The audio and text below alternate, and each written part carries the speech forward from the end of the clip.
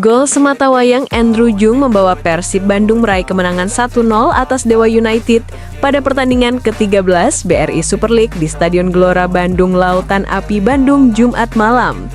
Kemenangan itu membawa Persib Bandung naik ke posisi ketiga di klasemen sementara BRI Super League dengan 22 poin, sedangkan Dewa United tertahan di posisi ke-14 dengan 10 poin. Pada awal laga, Dewa United justru tampil lebih agresif dengan melancarkan sejumlah serangan ke pertahanan Persib. Namun peluang-peluang tersebut masih dapat dipatahkan barisan belakang Maung Bandung. Persib memperoleh peluang emas pertama pada menit ke-19 melalui umpan Tom Haye kepada William Barros di kotak penalti, tetapi masih mampu diamankan lini belakang Dewa United sehingga hanya menghasilkan tendangan sudut. Pada menit ke-30, percobaan lewat tendangan bebas Sadil Ramdhani kembali memaksa Stephens melakukan aksi penyelamatan. Hingga babak pertama berakhir, kedua tim masih bermain imbang, 0-0. Memasuki babak kedua, Persib tampil lebih dominan dengan tekanan bertubi-tubi ke pertahanan lawan. Pada menit ke-61, Maung Bandung mendapat hadiah penalti setelah Nick Kuipers melanggar William Barros di area terlarang. Andrew Jung yang menjadi eksekutor menjalankan tugasnya dengan baik dan membawa Persib unggul 1-0.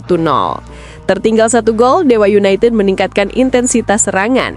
Namun peluang-peluang yang mereka dapatkan masih mampu digagalkan oleh pertahanan Persib. Persib harus bermain dengan 10 pemain pada menit ke-87 setelah Beckham Putra menerima kartu kuning kedua akibat pelanggaran terhadap Taisei Marukawa. Unggul jumlah pemain membuat Dewa United kembali menekan, tetapi hingga wasit meniup peluit panjang, skor tetap bertahan 1-0 untuk Persib Bandung.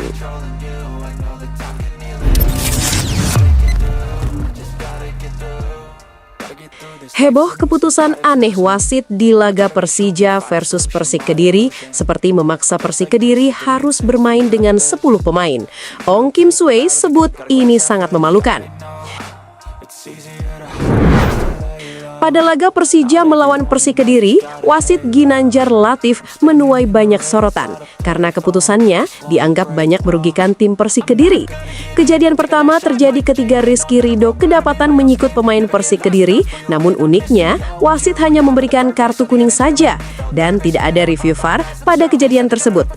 Tak hanya itu, tackle horor dan berbahaya dari pemain Persija Jakarta Bruno Tubarao terhadap Bayu Otto yang menggunakan tapak kaki penuh tidak dianggap sebagai pelanggaran serius.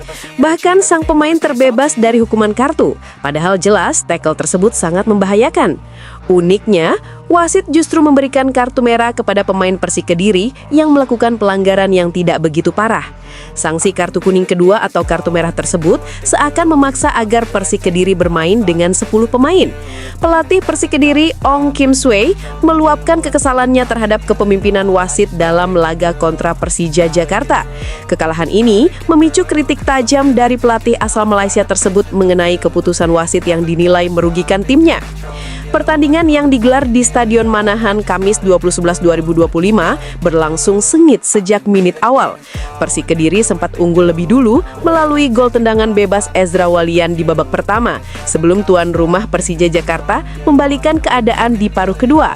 Ong Kim Swee menyoroti momen kritis ketika Telmo Castanera diganjar kartu kuning kedua oleh wasit Ginanjar Rahman Latif pada menit ke-50. Oleh sebab itu, Persik Kediri harus bermain dengan 10 orang. Menurut OKS, keputusan itu sangat mempengaruhi jalannya pertandingan. Pertama, selamat buat Persija karena mereka berjaya memenangi pertandingan ini. Setelah wasit memberikan dengan kartu merah, buat Persik setelah itu permainan berbeda, ujarnya. Pelatih yang akrab disapa Datuk OKS ini juga mengkritik perlakuan wasit terhadap Kapten Persija Jakarta Rizky Ridho yang melakukan 2 tackle keras namun tidak mendapat kartu kuning kedua.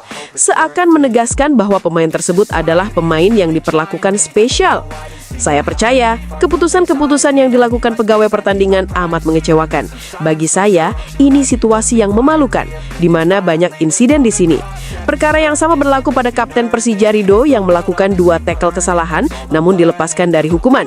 Tetapi Telmo melakukan 2 kesalahan diberikan kartu merah. Apa tujuan wasit dengan tidak menunggu keputusan VAR untuk Ridho? Pungkasnya.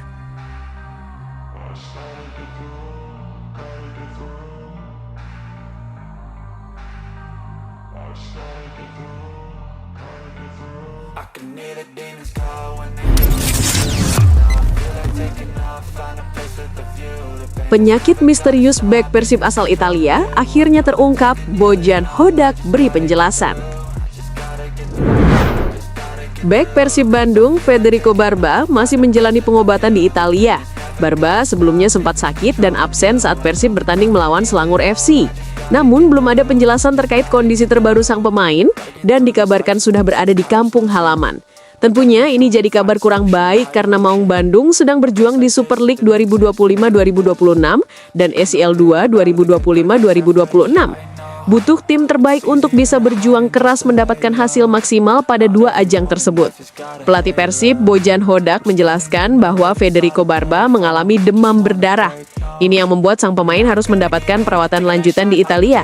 Menurutnya masih membutuhkan waktu untuk Barba bisa pulih dan kembali ke lapangan. Kondisi tubuh untuk bisa pulih tentu berbeda tergantung daya tahan manusia. Barba terkena dengue atau demam berdarah. Dan setelah terserang dengue, karena tubuh manusia itu berbeda-beda, terkadang butuh waktu berbeda untuk pulih, kata Bojan Hodak.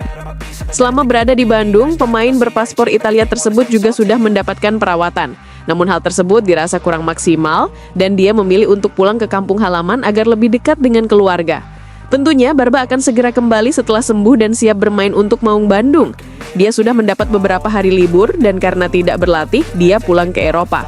Tapi dia akan segera kembali secepatnya, ujarnya. Bojan menambahkan, Persib benar-benar fokus terutama terkait kesehatan pemainnya. Menurutnya, semua langkah harus dilakukan untuk memastikan mereka mendapatkan perawatan terbaik.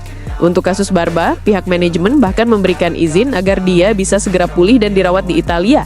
Namun kami juga tidak mau mengambil resiko, karena tubuhnya masih sangat lemah, butuh waktu untuk melakukan pemulihan. Jadi pada akhirnya, kami membiarkan dia untuk berada di rumah.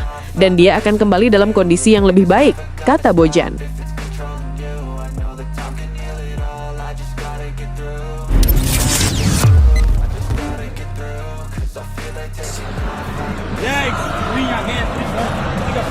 Enggak. Lagi. Akan rendah.